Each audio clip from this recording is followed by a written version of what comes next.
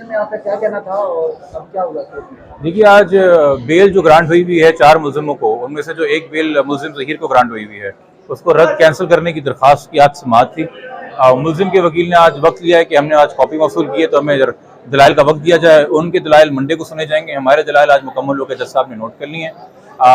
Bell जब पहले इसको अबूरी ज़मानत मिली थी शुरू में जुलाई के महीने में, तो ये आप सबके इल्म है कि इसने व्हाट्सएप के ऊपर एक बहुत बेतहाशा मैसेजेस और तस्वीर और वीडियोस और ऑडियो मैसेज मुद्दई को भिजवाए थे, जिसका मकसद ये था कि किसी तरीके से मुद्दई को हरासा करना, जहनी तौर पर मफलूज कर देना कि वो केस से पीछे हट जाए, जिसको नोट भी किया था जब इसकी अबूरी ज़मानत खारिज की थी अदालत ने। खैर, फिर पोस्ट अरेस्ट बेल लेने के बाद जो है दोबारा से अब जब हाई कोर्ट के अंदर और यहाँ पे कुछ ऑर्डर्स हक में आना शुरू हुए हैं मुद्दई के, तो 10 अक्टूबर से दोबारा सिलसिला शुरू हुआ।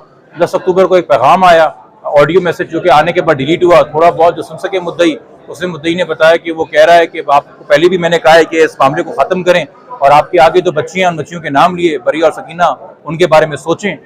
ये काम ये पहले भी कर चुका है, उनका नाम लेके रेफर कर चुका है। उस वक्त तो इन्होंने ये मैसेज सुन लिया।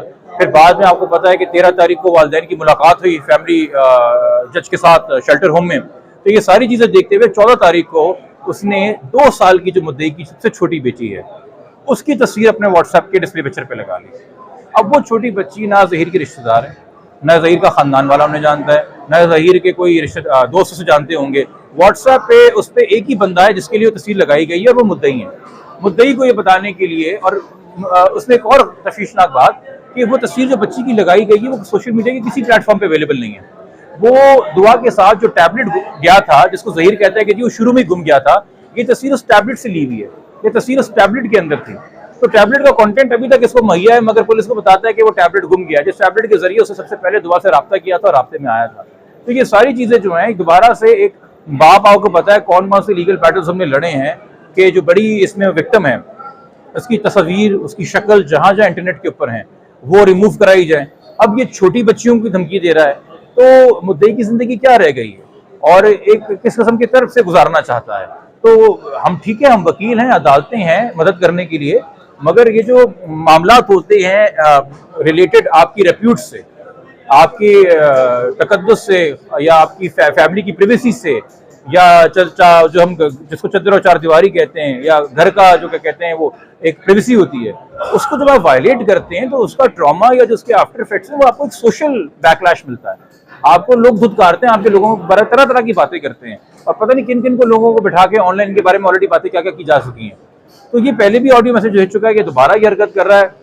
हमारा काम था अदालत को बताना। हमने कोई इसकी बेल कैंसिलेशन सुप्रीम कोर्ट में या हाई कोर्ट में पहले फाइल नहीं की। हम कोई इस बजद नहीं थे कि बस इसको हमने जेल में ही देखना है, इसको जेल में सड़ता देखना है, हर हाल में इसकी बेल कैंसिल करनी है। हम सिंपल एविडेंस के साथ और कोर्ट के साथ आगे चल रहे थे और ट्रायल की तरफ फोकस कर रहे थे। इसने वायलेट की अपनी बेल, इसने राब्ता किया खुद से, इसने तस्वीर अपलोड की, इसने वो पहल की, जिसके बाद हम मजबूर हुए कि हम अदालत को आगे आगाह करें कि बेल कैंसिलेशन मिसयूज कर रहा है, जिसपे अदालत पाबंद होती है कि वो बेल अगर कंफर्म्ड है इस बात से कि मिसयूज के जुमरे में आता है, ये परसुएशन के मुद्दे को परसुएट किया जा रहा है कि इससे पीछे हट जाओ, उसके जुमरे में आता है, तो बेल खारिज कर सकती है। तो ये हमारे दलाइल थे आज, और मंडे को मुलजिम का वकील आके अपने दलाइल देगा। देखिए, लग रहा क्या है, इसका जवाब मैंने पहले भी कभी नहीं दिया है, मैं आज भी इस पे नहीं दूंगा। ये हमारा काम होता है दलाइल देना, चीजें अदालत के सामने रख देना, फिर ये अदालत की सौंप दी। ऐसा एविडेंस है कि देखिए, आप अपने आप को रख के देखिए कि अगर किसी इंसान ने आपकी 13 साल की बच्ची को अगवा की हो, आपका मौक़िफ़ हो, तो बच्ची को अगवा